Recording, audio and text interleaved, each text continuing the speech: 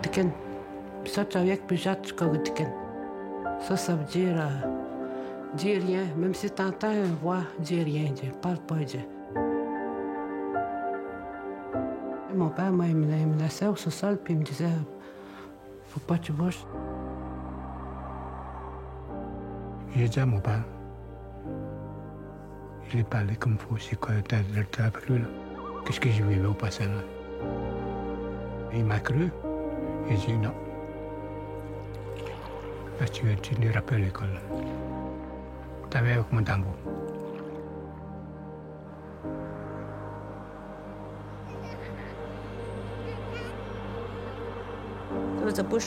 Il y avait un chemin de campagne juste à côté. Maman m'amenait à la grande route. J'allais à l'école en camion. Certains enfants ont été envoyés au pensionnat indien, mais moi, je n'y suis jamais allée. Au Canada, 150 000 enfants amérindiens, inuits et métis ont fréquenté les pensionnats indiens contre leur gré, arrachés à leurs parents. Le choc a été brutal. On estime que plus de 6 000 d'entre eux sont morts de maladies, de malnutrition, d'abus physiques, de suicide ou sont morts gelés après s'être enfuis. Peu de parents autochtones ont réussi à tenir tête au gouvernement et à l'Église. Mais il y en a eu.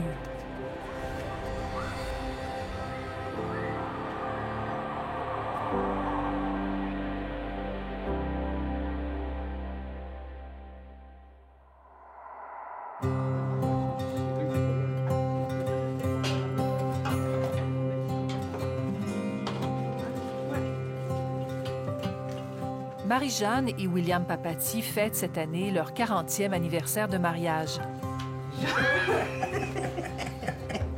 William. Comment tu t'appelles? Bethany. La maison qu'ils habitent au Lac-Simon est un refuge pour leurs enfants, petits-enfants et aussi pour d'autres qu'on leur a confiés au fil des ans. Je l'ai, il y avait un mois quand je l'ai commencé à garder. Aujourd'hui, c'est notre petit cœur à nous autres.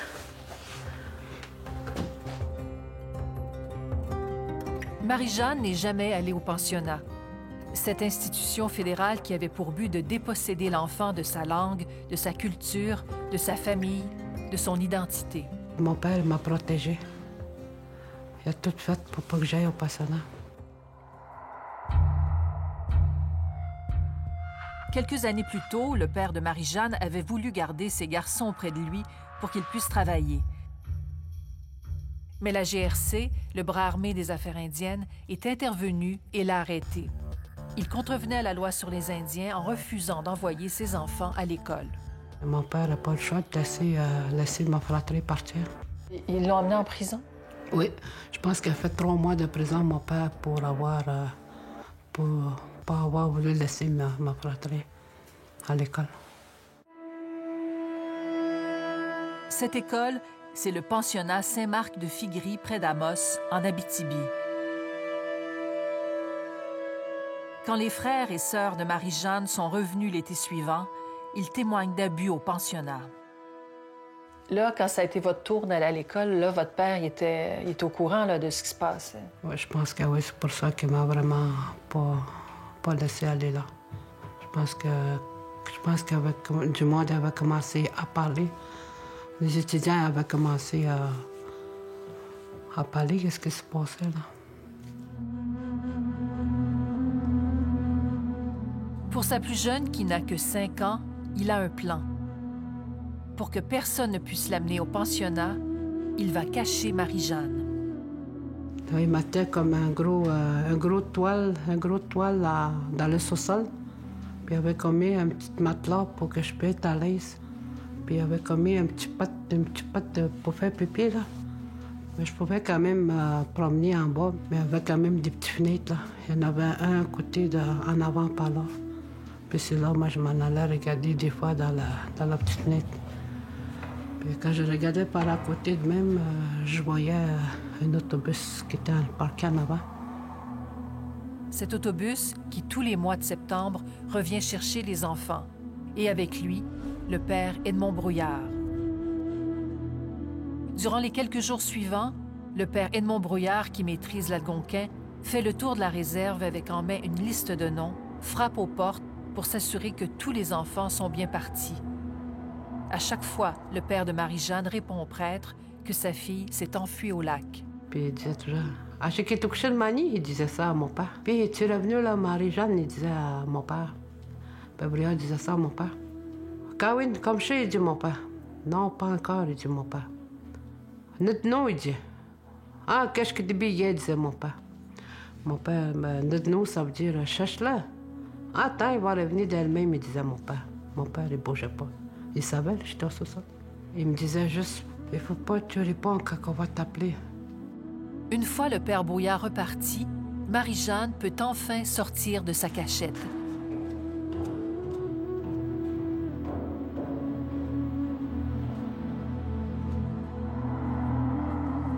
Ces journées, elle les passe à marcher autour du lac où elle est en sécurité. Ouais, bien beaucoup dans ma robe quand je prenais des poissons. Combien? Oh, je sais pas, bien beaucoup. Je pouvais pas compter, je savais pas compter encore.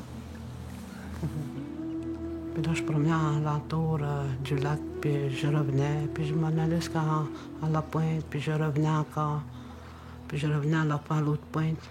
Puis je recommençais, je pense, 2-3 fois de la journée à promener au bord du lac. Le matin venu, avant l'arrivée du père Oblat, elle retourne se cacher au sous-sol. Marie-Jeanne a pu vivre en algonquin avec ses parents et grands-parents jusqu'à l'âge de 7 ans.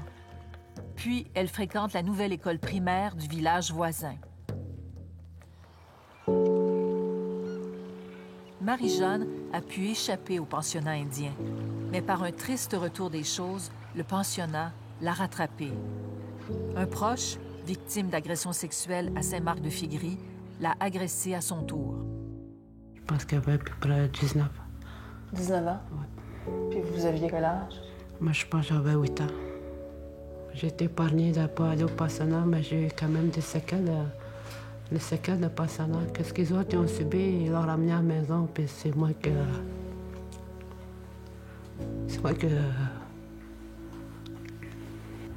Il m'a fait... Il m'a fait subir qu'est-ce qu'ils ont subi. La petite Marie-Jeanne, libre et insouciante, a cessé ce jour-là d'exister. J'ai commencé à consommer, je pense que j'avais 11 ans. Je sniffais du gaz. Puis quand je sniffais du gaz, j'avais des coups. Mon père, il me frappait parce qu'il ne voulait pas que je sniffe. On m'avait baisé la veille, puis moi, je sniffais après le matin. Puis ce que vous avez vécu, vous ne l'avez jamais dit à votre père? Non. Non, je ne l'ai jamais dit à mon père. Marie-Jeanne s'est mariée très tôt, à l'âge de 14 ans. Elle ne consomme plus depuis 23 ans. J'étais quand même chanceuse de l'avoir parce que ça a été mon protecteur, je pense, mon mari. Son mari, William Papati, ne lui a jamais parlé de son séjour au pensionnat. Jusqu'au jour où il a décidé de prendre la parole devant la commission Vérité et Réconciliation. Il m'a dit, accompagne-moi, je ne serai pas capable. C'est là que j'ai su son histoire de lui qui a été abusé aussi.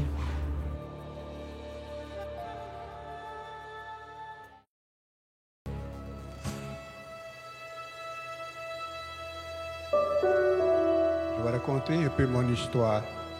Tout a commencé en 1962. William Papati se rappelle l'été précédent son départ au pensionnat. Les sœurs sont venues en premier. Ils venaient nous rendre visite, ils donnaient des suçons, des suçons pour nous attirer. Là. Plus j'en voulais, plus ils me disaient « OK, tu vas attendre, on va te donner au pensionnat. » C'est avec ça qu'ils nous ont tiré des bonbons, là. Des bonnes sortes. Il n'a que 5 ans lorsqu'il prend le chemin du pensionnat de Saint-Marc-de-Figry. Là-bas, chaque enfant porte un numéro. Le sien, c'est le 71. William a été victime d'abus répétés durant plusieurs années. Il entend encore les pas dans le dortoir la nuit. C'est c'est quelqu'un qui est venu voir. Je ne savais pas c'était quoi qu'il voulait faire. Quand il m'a amené dans sa chambre, c'est là qu'il m'a donné des bonbons, tout ça. Il regardait le TV.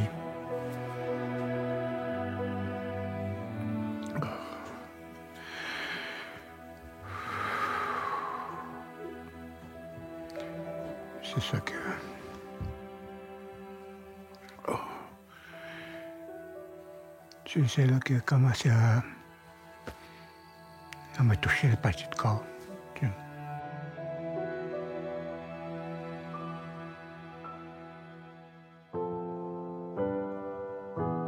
William grandit avec la peur de parler. Le prêtre lui ordonne de se taire. Il fugue à 2 reprises. La police l'arrête et c'est le père Brouillard qui vient le cueillir au poste. Un été, il se confie à sa grand-mère, une femme très croyante.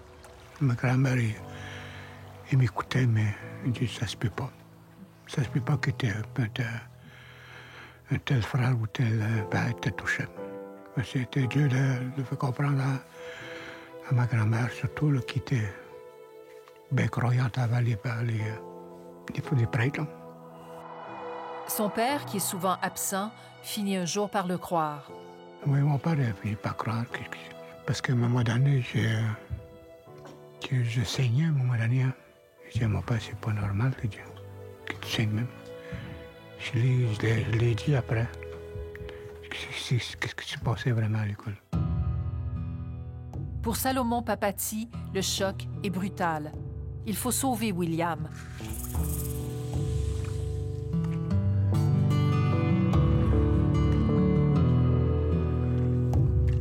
À la fin de l'été, le père et le fils partent en canot pour rejoindre le camp familial à une centaine de kilomètres de la réserve.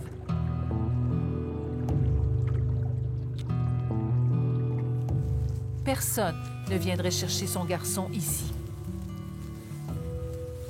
J'avais 14 ans quand j'ai commencé à venir ici. C'était ma cachette.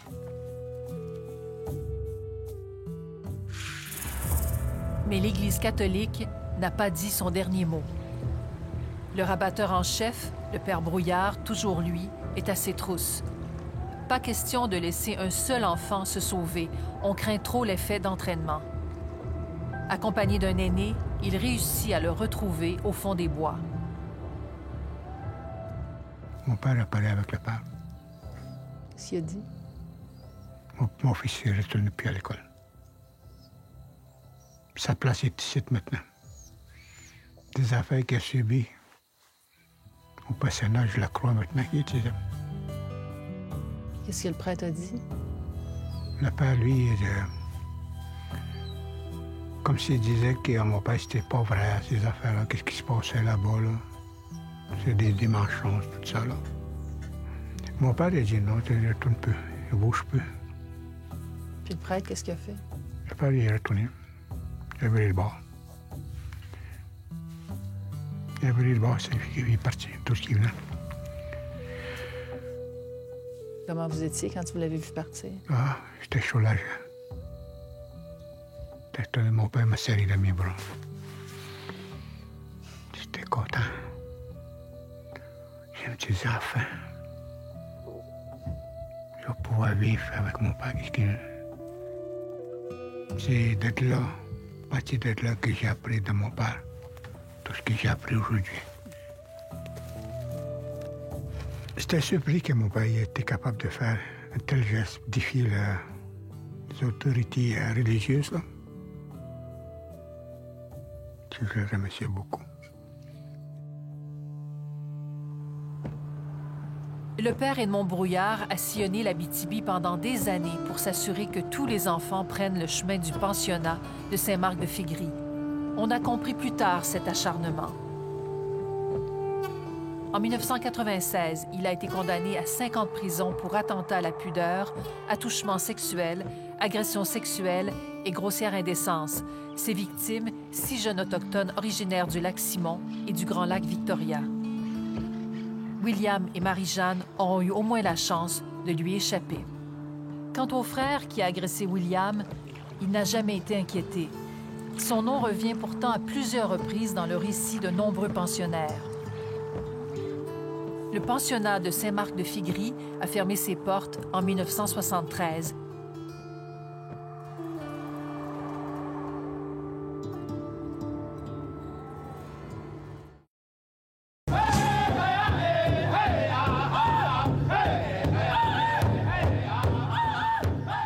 Carrie de Kettle, une réserve de la nation Nakota en Saskatchewan.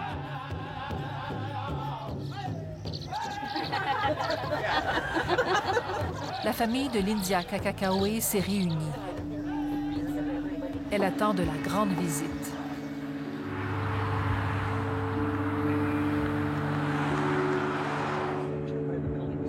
Okay, yeah. The new house, 54, 55. Lita Goodwin, 90 ans, vient de parcourir plusieurs centaines de kilomètres pour retrouver une petite Amérindienne qu'elle n'a pas vue depuis 60 ans.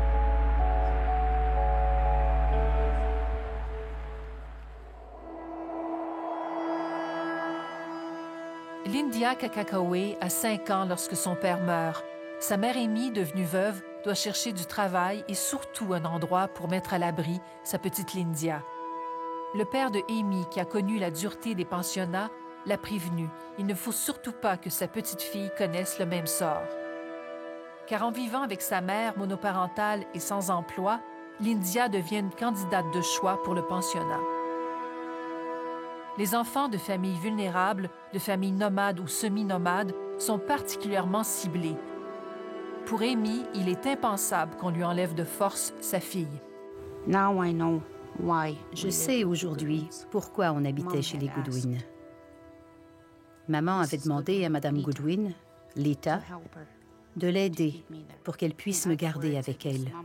Elle devait penser que, puisque Madame Goodwin n'était pas indienne, les autorités ne la remettraient pas en question, donc elle lui a demandé son aide. Elle voulait me garder avec elle.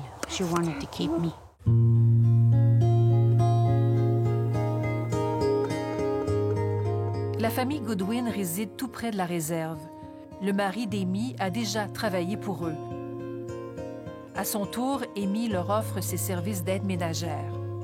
Amy et sa fille Lyndia séjourneront chez les Goodwin 2 ans. 2 années déterminantes qui protégeront la petite du pensionnat.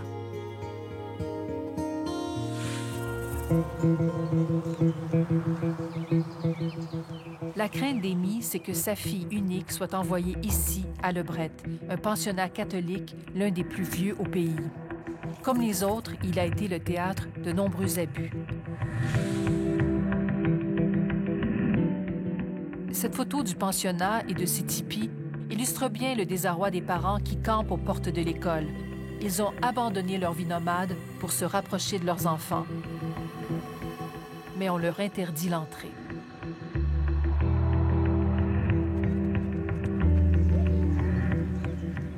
Au lieu de cette vie coupée des siens, Lyndia a pu vivre paisiblement auprès de sa mère dans la maison des Goodwin.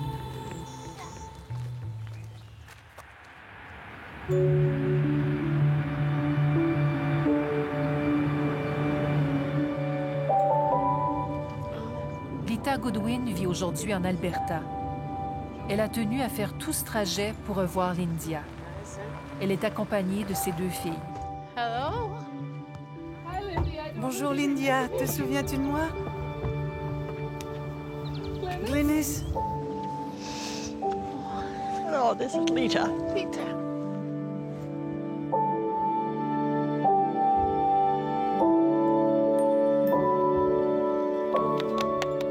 J'ai toujours pensé à vous, à tout ce que vous avez fait pour nous. C'est vrai. Oh, c'est gentil. On se rendait pas compte qu'on faisait une si bonne action. Ashley et Glynis. Hi, Ashley. Lyndia lui présente quelques-uns de ses 8 enfants, une famille heureuse et unie. Hi. Sur le patio, on parle, on échange des photos. Oh, there's Amy. Les souvenirs remontent. Je me souviens, j'étais assise à côté de ces blocs de verre quand maman nous a annoncé qu'une dame et sa petite fille venaient habiter avec nous. I used to think back. Maman disait toujours combien les Goodwin nous avaient aidés. Helped us. Ils nous ont demandé si on avait de la place pour eux. Said yes, we would. On a dit oui.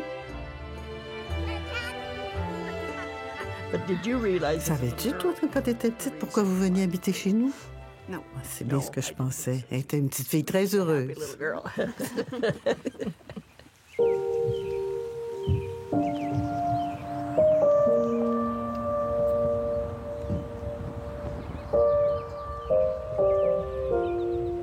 Ensemble, elles décident de revoir la maison où elle a vécu avec sa mère, aujourd'hui décédée. This is where we lived. Nous vivions au sous-sol. There's the downstairs. J'avais ma propre chambre. One of them was my room. C'était une toute petite pièce. The cubby hole. She helped us. Elle nous a aidés. On était en sécurité, sans aucun souci. Maman devait être rassurée quand on habitait ici. Thank you. Merci. You're welcome. I'm so glad. Ce fut un plaisir. On est si heureux de savoir tout ce que ça représentait pour vous. J'ai la chance de vous le dire en personne. Je suis heureuse de rencontrer la femme que tu es devenue. Not a child.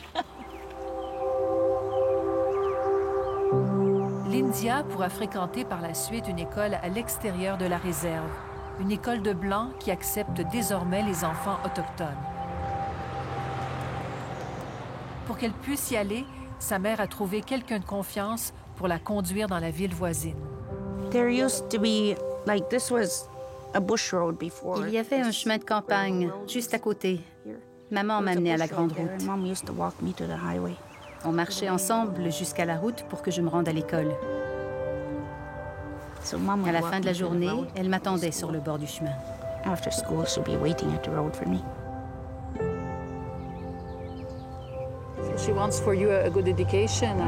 Yeah, that was always something. C'était important pour elle. She always stressed that Elle n'avait jamais eu cette chance. because she never did. And now knowing the history of everything that was going Maintenant on, que je comprends toute l'histoire, je trouve incroyable ce qu'a fait ma what I grand-mère. think my grandmother did. I think it was very Elle savait exactement ce qu'elle faisait. deliberate of her. I'm grateful for what Je suis reconnaissante envers ma grand-mère pour ce qu'elle a fait. I can't imagine J'ai du mal à imaginer comme ma vie serait différente si elle n'avait pas fait ce qu'elle a if fait. she didn't do what she did.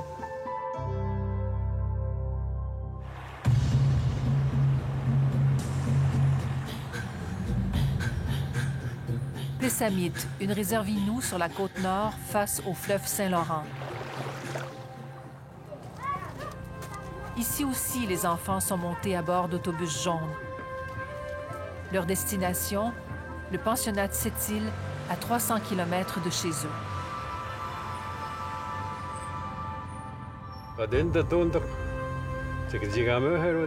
Robert Dominique et son neveu Grégoire Canapé rêvaient d'aller au pensionnat comme les autres enfants. Nous les avons rencontrés dans la tente familiale, la seule sur la réserve. Quand Robert Dominique a dit à son père son désir de partir, la réponse a été très claire. Il n'en est pas question, mon cher garçon. Puis on était plusieurs autour de la table. Là. Puis j'ai dit, écoutez-moi bien, là, tu sais. Les filles, les garçons, il n'y a personne qui va partir d'ici. Je suis là pour vous nourrir, pour vous élever. Il n'y aura personne qui va partir d'ici.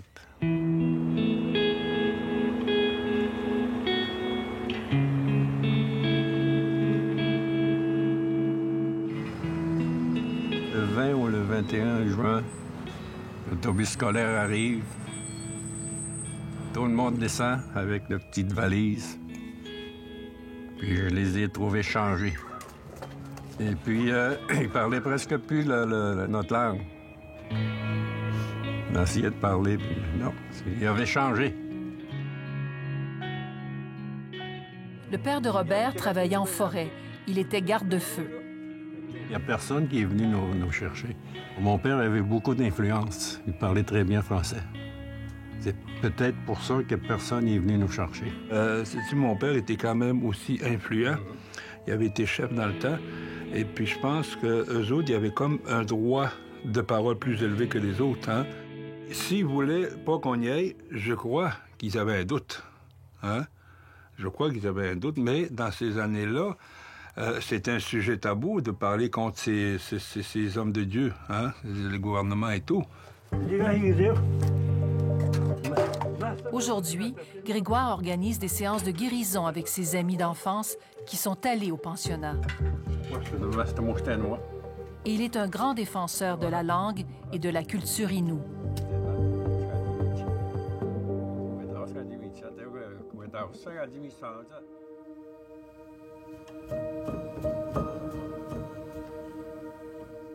La résistance amérindienne, une histoire méconnue, où des individus ont risqué le tout pour le tout, où des familles ont défié l'Église et l'agent des affaires indiennes, où des communautés entières aussi se sont déplacées pour protéger leurs enfants des pensionnats. C'est le cas, entre autres, des Inuits de Pakwashipi sur la côte nord et des Foote Ojibwe en Alberta, qu'on appelait les Runners. Je ne savais pas que des gens avaient fait tout leur possible pour que leurs enfants n'aillent pas au pensionnat. Je trouve ça formidable. Je trouve aussi que cette réunion arrive au bon moment puisque le rapport Vérité et Réconciliation vient de sortir. Et il raconte des histoires terribles. But this is something good, right? Thank you. Mais aujourd'hui, on apprend qu'à une époque où le racisme était endémique, il se passait aussi de belles choses.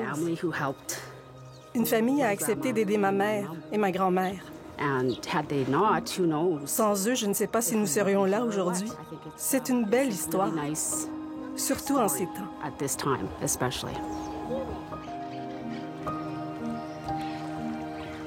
Mon père, aujourd'hui, je le remercie beaucoup. Je n'ai pas eu le temps de dire à mon père. Je savais que je l'appréciais beaucoup. Ma mère aussi. D'avoir pu pas dire à tes parents que tu l'aimes, que tu les aimes, tes parents.